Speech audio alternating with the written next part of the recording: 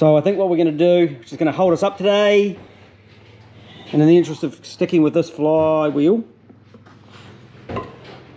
we're going to flick the flex plate or the ring gear off the flex plate, and then we're going to shrink it onto the flywheel, a couple of dobs of weld, call it good.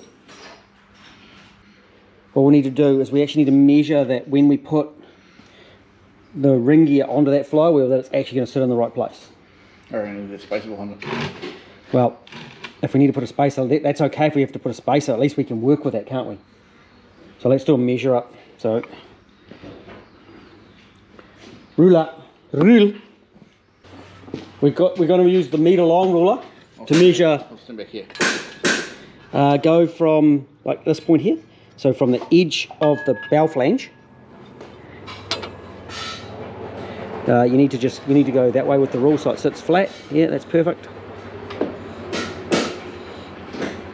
Like 6 millimeters. Actually, if I measure to the outside edge, it'll be easier, eh? Because that's a known point on that flywheel.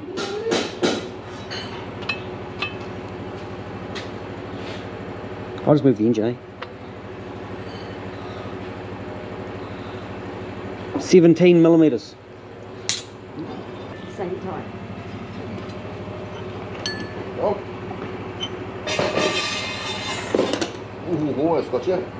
Shove that flywheel on. Are a normal bolt's going to work with that flywheel? Or is it going to be too thick? I think it's fine.